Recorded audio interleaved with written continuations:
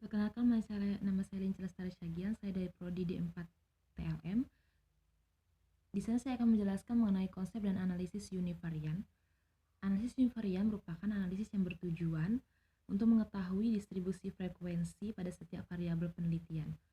Analisis univarian hanya mendeskripsikan masing-masing variabel penelitian.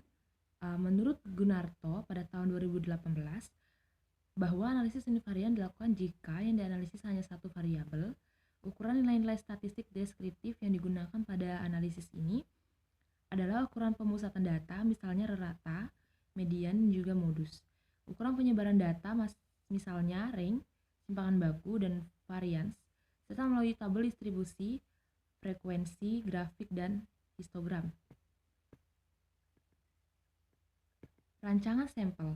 Rancangan sampel adalah penarikan sampel didasarkan atas pemikiran bahwa keseluruhan unit populasi memiliki kesempatan untuk dijadikan sampel. Dengan demikian, dalam rancangan ini tidak terdapat diskriminasi unit populasi yang satu dengan yang lainnya. Sampel adalah sebagian atau wakil populasi yang diteliti. Pendapat yang senada pun dikemukakan oleh Sugiano. Ia menyatakan bahwa sampel adalah sebagian dari jumlah dan karakteristik yang dimiliki oleh populasi. Bila populasi besar dan peneliti tidak mempelajari semua yang ada pada populasi, misalnya karena keterbatasan waktu dan juga tenaga. Untuk itu, sampel diambil dari populasi harus betul-betul representatif. Margono 2004 menyatakan bahwa sampel adalah sebagai bagian dari populasi, sebagai contoh atau monster yang diambil dengan menggunakan cara-cara tertentu. Lalu ada populasi. Menurut Sugiono pada tahun 2001, ia menyatakan bahwa populasi adalah wilayah generalisasi yang terdiri atas objek atau subjek yang mempunyai kualitas dan karakteristik tertentu yang ditetapkan oleh peneliti untuk dipelajari dan kemudian ditarik kesimpulan. Jadi, populasi bukan hanya orang, tapi juga berada pada benda-benda alam yang lain. Populasi juga bukan sekedar jumlah yang ada pada objek atau subjek yang dipelajari, tetapi meliputi semua karakteristik atau sifat yang dimiliki oleh subjek dan objek itu. Berikutnya, saya akan menjelaskan mengenai bias. Bias adalah selisih mutlak antara parameter yang ditaksir dengan ekspektasi penaksirnya. Biasanya dalam penelitian itu ada error sampling atau non-sampling. Dalam polling pendapat sering dijumpai pernyataan bahwa sampel yang diambil menggunakan margin error sebesar 5%. Margin error menggambarkan besarnya sampling error yang ingin diambil oleh peneliti, yaitu error yang dihasilkan akibat penelitian menggunakan sampel atau bukan populasi. Jadi, error sampling merupakan selisih antara dua parameter dengan nilai statistik penasirnya.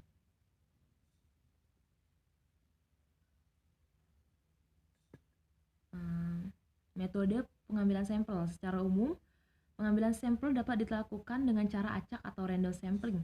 Pengambilan sampel acak dilakukan secara objektif sedemikian rupa sehingga probabilitas setiap unit sampel diketahui, sedangkan pengambilan sampel tanpa acak dilakukan sedemikian rupa sehingga probabilitas setiap unit sampel tidak diketahui dan faktor subjektifnya memegang peran penting.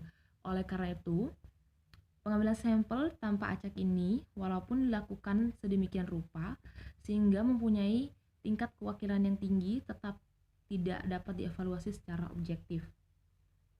Random sampling yang diuraikan adalah sebagai berikut. Yang pertama, pengambilan sampel acak sederhana atau simple random sampling. Yang kedua, ada pengambilan sampel acak stratifikasi atau stratified random sampling. Yang ketiga, ada pengambilan sampel acak berat tahap, multified random sampling. Yang keempat, ada pengambilan sampel acak sistematik, yaitu systematic random sampling. Yang kelima, pengambilan sampel acak kelompok atau cluster random sampling. Yang keenam, probability proportionate to size atau PPS. Pengambilan sampel acak sederhana simple random sampling ialah pengambilan sampel sedemikian rupa sehingga setiap unit dasar atau individu mempunyai kesempatan yang sama untuk diambil sebagai sampel. Pengolahan data. Data setiap individu atau unit pengamatan yang dikumpulkan dengan berbagai cara di atas disebut data mentah atau raw data. Data mentah ini belum dapat digunakan untuk bertujuan atau kebutuhan analisis. Jika data mentah tersebut belum diolah dan disajikan, pada dasarnya pengolahan data bertujuan untuk membuat data mentah menjadi data yang lebih dekat ke pengguna data atau presisi data. Pada umumnya pengolahan data yang paling sederhana diarahkan untuk pembuatan tabel atau grafik atau gambar yang diperlukan dalam analisis statistik deskriptif.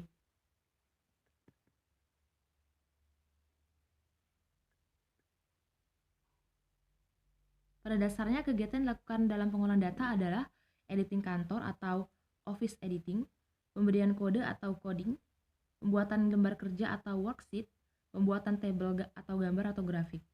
Editing kantor atau office editing. Kegiatan ini adalah suatu pemeriksaan terhadap mutu dan kelengkapan data yang telah dikumpulkan dan ini dilakukan di kantor. Tahapan editing berguna untuk memeriksa apakah data yang masuk sudah lengkap dan benar.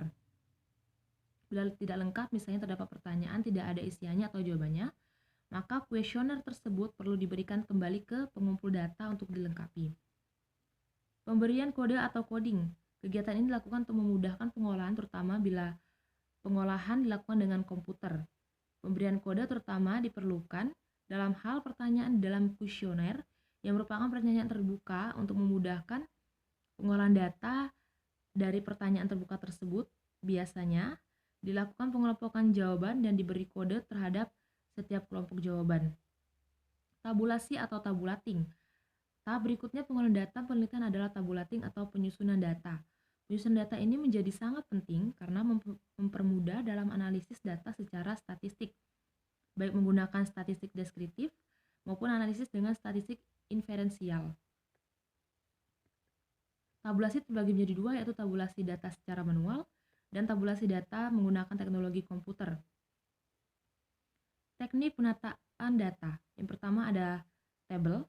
Data yang paling banyak digunakan dalam bentuk tabel. Tabel terdiri dari beberapa baris dan kolom yang membuat informasi yang akan disajikan. Informasi yang akan disajikan pada setiap baris merupakan informasi pada tiap objek atau kelompok subjek, sedangkan informasi pada tiap kolom merupakan informasi antara variabel. Yang kedua ada histogram dan diagram lingkaran. Histogram merupakan gambar yang berisi sejumlah informasi yang disajikan secara terstruktur, yang disajikan pada garis horizontal atau sumbu X dan garis vertikal atau sumbu Y. Distribusi frekuensi relatif adalah ringkasan dalam bentuk tabel dari sekelompok data yang menunjukkan frekuensi relatif bagi setiap kelas. Distribusi frekuensi persentase adalah ringkasan dalam bentuk tabel dari sekelompok data yang menunjukkan persentase bagi setiap kelas. Thank you.